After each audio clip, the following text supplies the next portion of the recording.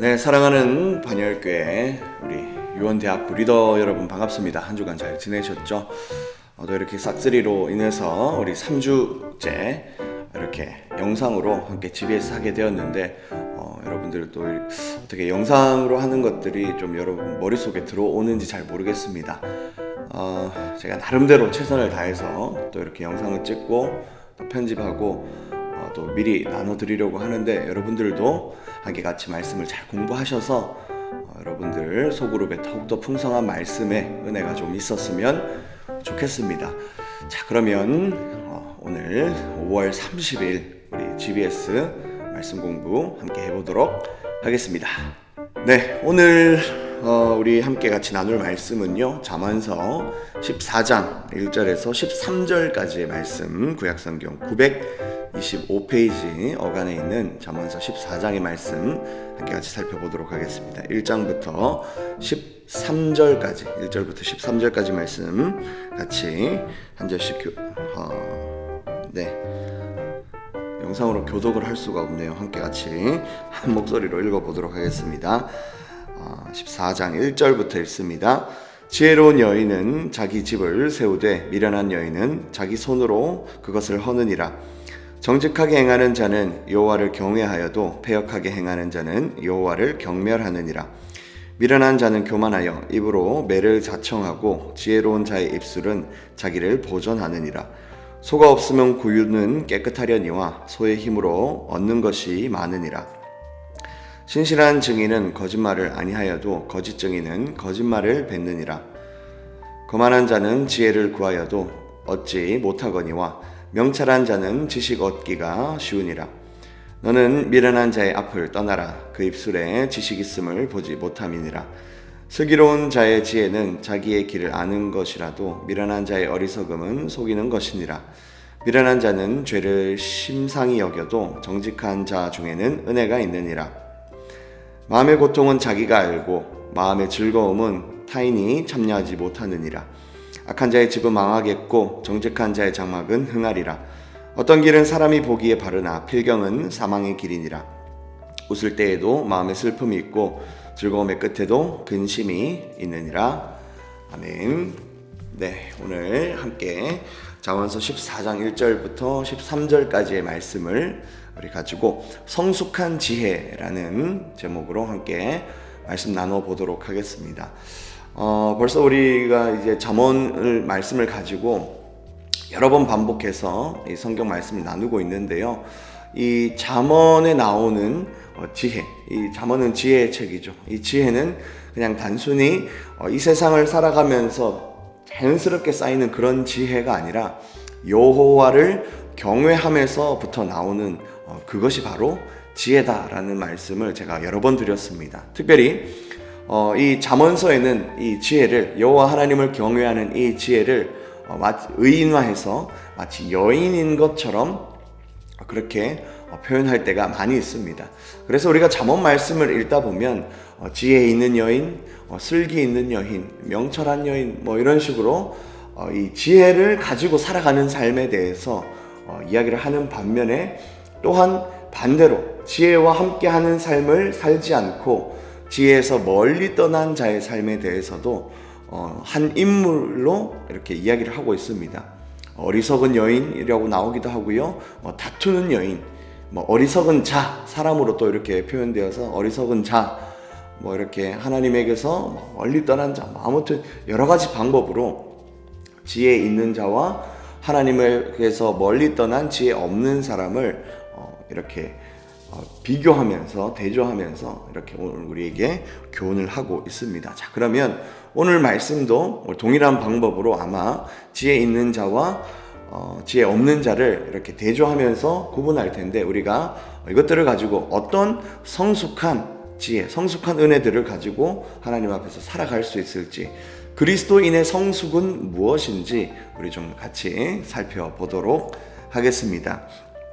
먼저 같이 첫 번째 문제 보도록 하겠습니다.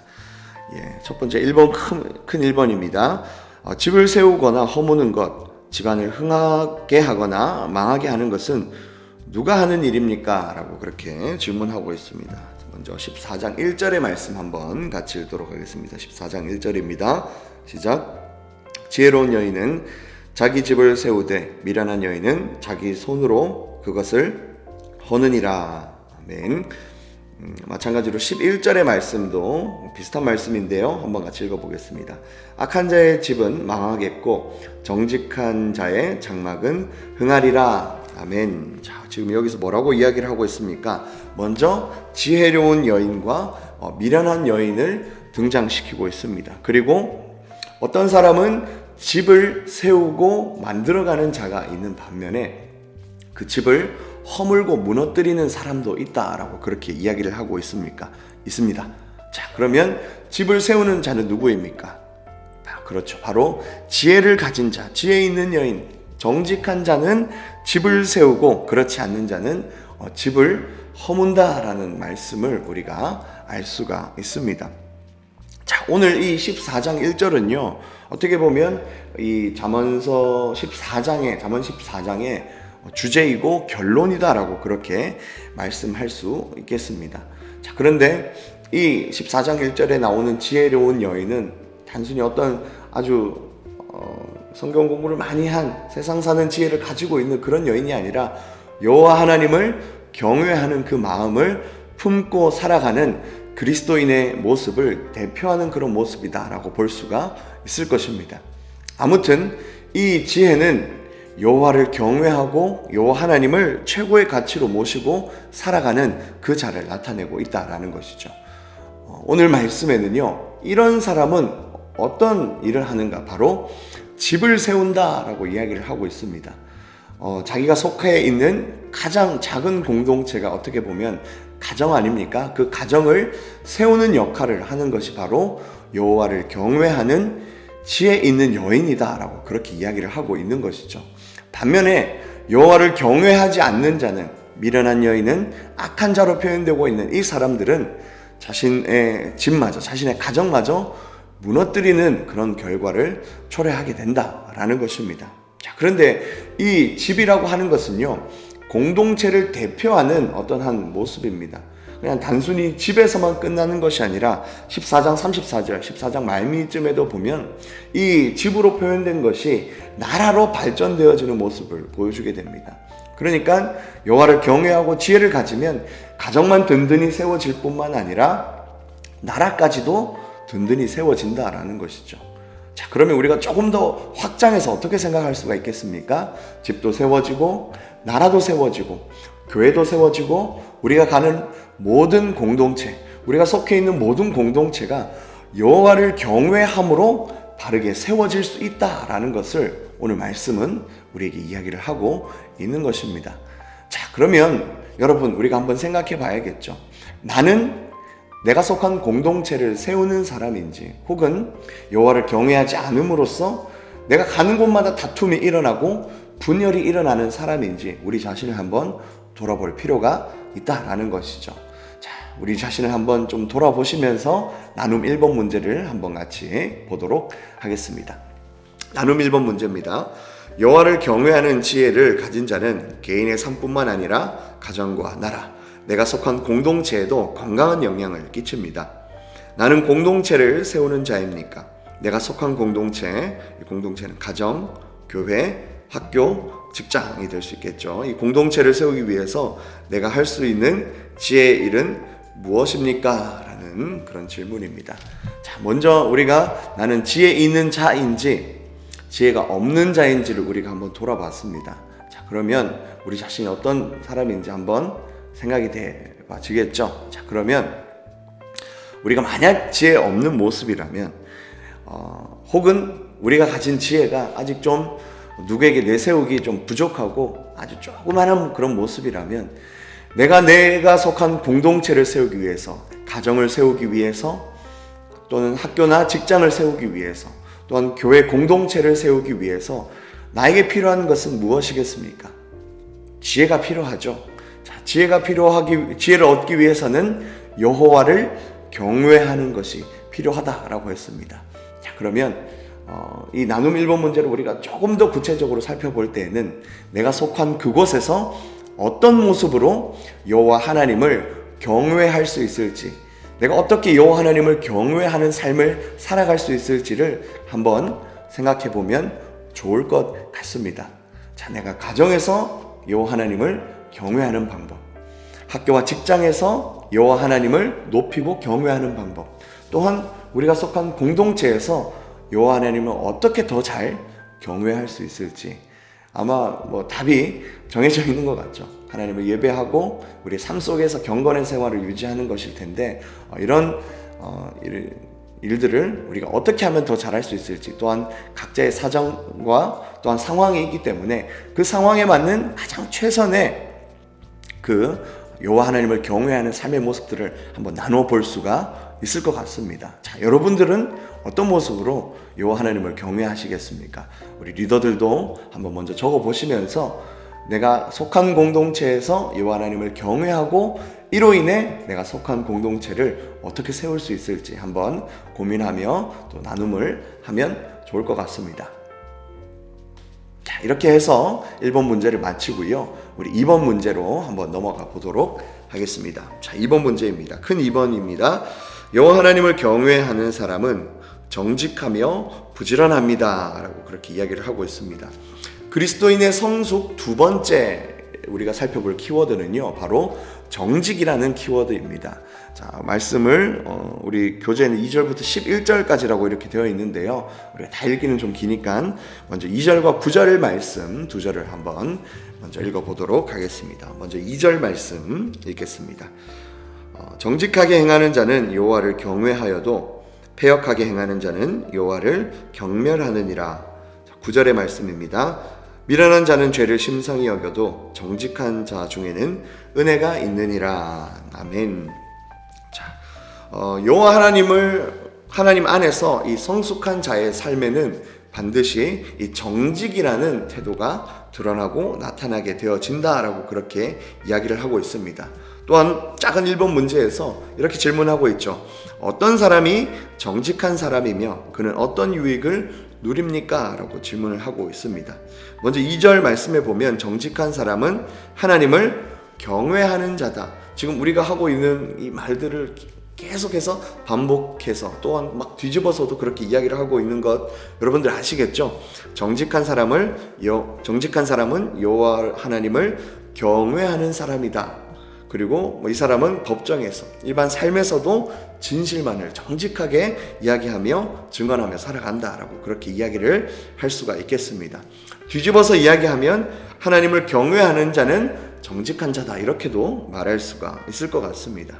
자, 그리고 이 정직한 사람은 어떤 유익을 누립니까? 방금 우리가 읽은 9절의 말씀에 있는 것처럼 정직한 사람은 은혜를 받게 된다라고 그렇게 이야기를 하고 있습니다. 하나님 주시는 하나님의 선물, 하나님의 은혜를 경험하고 또한 그로 인해서 자기가 속한 공동체가 아름답게 세워지는 그런 은혜들을 누리게 된다라는 것입니다. 우리가 이 정직이라고 하는 것은 참 그리스도인에게서 중요한 덕목입니다. 내가 자라가면 자라갈수록, 내가 성장해가면 성장해 갈수록 우리는 정직하기 위해서 참 많은 노력을 기울여야 합니다. 이것이 바로 여호와를 경외하는 삶이다라고 하는 것이죠. 왜냐하면 이 정직이라는 것은 여호와 하나님의 성품입니다. 그래서 하나님 안에서 더욱더 성장해 가는 사람들은, 성숙해 가는 사람들은 이 하나님의 성품인 정직을 따를 수밖에 없다라는 것이죠. 우리 안에 하나님 계시다면, 하나님의 그 성령이 계시다면 우리 안에서도 당연히 이 정직의 열매들이 맺혀지게 될 수밖에 없다라는 것입니다. 여러분은 삶에서 정직한 삶을 살고 계시죠? 네, 그럴 거라고 믿고 있습니다.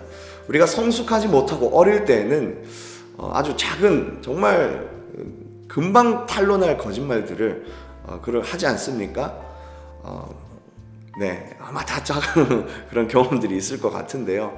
그런데 우리가 좀 더 성장해가고 성숙해가면서 이 거짓이라는 것이, 정직하지 못한 모습이 참 많은 다른 어떤 참혹한 결과들을, 아주 힘든 결과들을 낳게 된다는 것을 우리는 성장해가면서 그것들을 배우게 됩니다. 그래서 성숙한 자에게는 이런 정직의 모습들이 드러나게 되는 것이고, 특별히 이 정직은요, 정직이라는 이 마음의 기원은 바로 여호와 하나님을 경외하는 데서부터 출발한다라는 것이죠. 정직하신 하나님이 나를 바라보고 계시는데, 정직하신 하나님이 나의 하나님이신데 내가 정직할 수밖에 없다라는 것이죠. 정직을 위해서 노력하고 그렇게 애쓸 수밖에 없다라는 것입니다. 그래서 이 정직의 기원은 바로 여호와 하나님께 있다. 그리고 이렇게 정직하려고 하는 자에게 여호와 하나님이 은혜를 주신다라는 것을 저와 여러분이 기억했으면 좋겠습니다. 계속해서 이 4절의 말씀에서 우리 작은 2번인데요. 이 정직에 대해서 어떻게까지 더 확장되어지는지를 이야기하고 있습니다. 자, 작은 2번 제가 한번 먼저 읽어드리겠습니다. 수고가 없다면 얻을 것도 없다는 것을 무엇에 빗대어 설명합니까? 라고 말하면서 4절의 말씀 한번 같이 읽어보겠습니다. 4절입니다. 소가 없으면 구유는 깨끗하려니와 소의 힘으로 얻는 것이 많으니라. 네, 이 수고가 없다면 얻을 것도 없다는 것을 무엇에 빗대어 설명하냐면 소와 구유의 관계에 빗대어서 설명하고 있습니다. 정직을 이야기하다가 갑자기 소는 왜 나오고 구유는 왜 나오는가 조금 의아해할 수도 있습니다. 자, 그런데 이것은 정직한 노동에 대해서 이야기를 하고 있는 것입니다. 사실은 이 건강한 이 사회는, 건강한 공동체는 정직한 노동이 있을 때에 그에 따른 정직한 대가들이 따라오는 것이 이 건강한 사회라고 볼 수가 있겠죠. 자, 그런데 어떤 자들은 구유를 깨끗하게 하기 위해서 소를 키우지 않는다라는 거예요. 다른 우리가 조금 더 친숙한 이야기들로 하면 구더기 무서워서 장 못 담근다, 뭐 그런 이야기가 될 수도 있겠죠. 조금 우스개로 말하면 이렇게 헤어지지 않기 위해서 여자친구를 만들지 않았습니다. 뭐 이런 비슷한 이야기입니다. 아무런 노력을 하지 않고 깨끗한 구유를 바란다라는 것입니다. 소가 있어서 구유는 좀 더러워질 수도 있어요. 그리고 그 구유를 또 깨끗하게 하기 위해서 더 노력이 들어가고 우리의 수고가 들어갈 수도 있습니다. 하지만 소를 키움으로써 우리가 수고는 더 들어가지만 이 소 때문에 얻어지는 유익이 더 크다라는 것이죠. 내가 정직하게 노동하고 정직하게 노력하고 그 다음에 정직하게 얻어지는 결과를 바라는 것이, 그것이 하나님이 허락하신 이 세상의 삶의 순리이고 그것이 질서이다라는 것을 우리는 기억해야 할 것입니다. 네, 요즘 사회에는 참 이 정직한 노력과 정직한 대가를 바라는 것이 어떻게 보면 참 평가절하되어져 있다라는 그런 생각을 하게 됩니다. 비트코인이라든지 어떤 주식이라든지 이것이 나쁘다라고 이야기하는 것이 아닌데 투자의 개념을 넘어서서 이것을 탐욕의 결과로 아무런 노력도 하지 않고 그냥 내가 한번 큰 돈을 벌어보겠다, 내가 정말 어떤 노력도 없이 정말 내가 성공의 자리에 가겠다라는 이 탐욕의 모습으로 이것들을 행하는 경우가 많다라는 것이죠. 그것은 옳지 않습니다.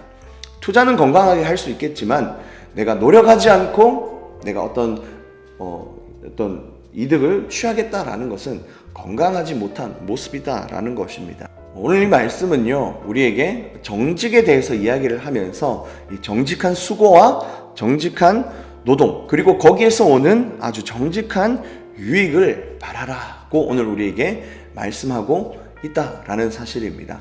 자, 여러분들 그 성숙한 그리스도인의 두 번째 덕목, 정직이라는 이 덕목을 여러분들이 꼭 가슴에 품을 수 있기를 축복합니다. 나눔 2번 문제 한번 같이 보도록 할 텐데요. 한번 같이 읽도록 하겠습니다. 수고 없이 풍성한 소출을 기대하는 것은 부당한 소득을 바라는 부정직한 태도이고 정직한 노력을 보상하시는 하나님을 믿지 못하는 불신입니다. 나는 정직한 노력 없이 대가를 바라고 있지는 않습니까? 또 인내와 수고로 정직한 열매를 얻었던 사례가 있다면 나눠봅시다 라고 그렇게 이야기를 하고 있습니다.